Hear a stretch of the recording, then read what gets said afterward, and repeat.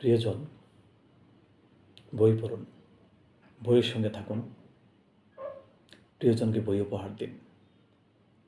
নতুন প্রজন্মকে বই পড়তে উদ্বুদ্ধ করুন। আপনার চারপাশে যারা আছে তাদেরকে বই পড়তে উজ্জীবিত করুন, উৎসাহ যোগান। বই আপনাকে কখনো নেতিবাচক কিছু দিবে না, বই আপনাকে সবসময় ইতিবাচক কিছু দিবে, আলো দিবে আপনাকে। আপনার ঘরে যখন বিদ্যুৎ থাকে না, আপনি অন্ধকারে থাকেন বা আমি অন্ধকারে থাকি, কিন্তু আলোহীন বা বিদ্যুৎহীন আপনি কতক্ষণ থাকতে পারবেন? তেমনি বইহীন মানুষ কি থাকা যায়? থাকা যায় না। কাজেই বই পড়ুন।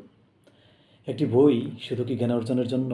না, একটি বই আপনার যে মানসিক বিকাশ, যে মনের যে শান্তি, সেটির জন্য আপনাকে বই পড়তে হবে।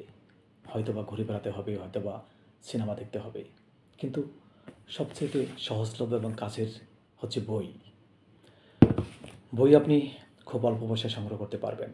বাংলা সাহিত্যে আমাদের এত এত ভাণ্ডার, এত এত কালজয়ী লেখক। আমাদের একজন কাজী নজরুল ইসলাম আছেন, ফররুখ আহমেদ আছেন, রবীন্দ্রনাথ ঠাকুর আছেন, জীবনানন্দ দাশ আছেন, কবি জসীমউদ্দিন আছেন। কার নাম বলবো, কার নাম বাদ পড়বে? আমি ক্ষুদ্র মানুষ, সবার নাম কি বলে নেওয়া সম্ভব এই ক্ষুদ্র পরিসরে? আমাদের কবি শামসুর রহমান আছেন, আমাদের আছেন আল মাহমুদ, বিখ্যাত কবি, কবি রফিক আজাদ আছেন। অসংখ্য অসংখ্য কবি, সাহিত্যিক বাংলা সাহিত্যকে সমৃদ্ধ করে গেছেন। কাজেই আপনি বই পড়ুন। আপনার ঘর থেকে শুরু করুন।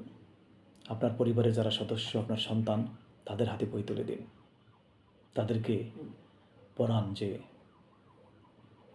আমাদের জাতীয় কবি কাজী নজরুল ইসলাম। তাদেরকে শিখিয়ে দিন যে আমাদের বিশ্বকবি রবীন্দ্রনাথ ঠাকুর।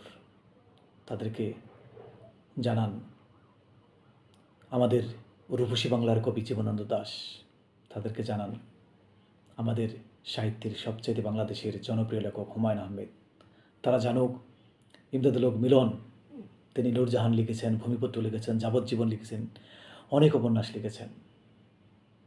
তারা জানুক বাংলা সাহিত্যের শ্রেষ্ঠতম একজন লেখক বিভূতিভূষণ, তার লেখা আরণ্যক। বিভূতিভূষণের সেই পথের পাঁচালী, কি অসাধারণ লেখা!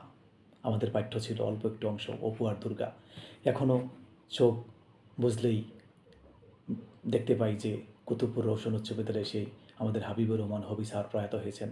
তিনি সেই পথের পাঁচালীর সেই ছোট্ট অংশ অপু এবং দুর্গার পর্বটুকু আমাদেরকে পড়াচ্ছেন। কাজেই এই ক্ষুদ্র পরিসরে, ছোট্ট পরিসরে আমার মতো অতি নগণ্য একজন মানুষ বই নিয়ে বলে শেষ করতে পারবে না। আজকে আপনার ঘরে যদি ছোট্ট একটি সেলফ থাকে, সেখানে যদি আপনি বই কিনে আপনি পড়েন, আপনার সন্তানরা কী করবে?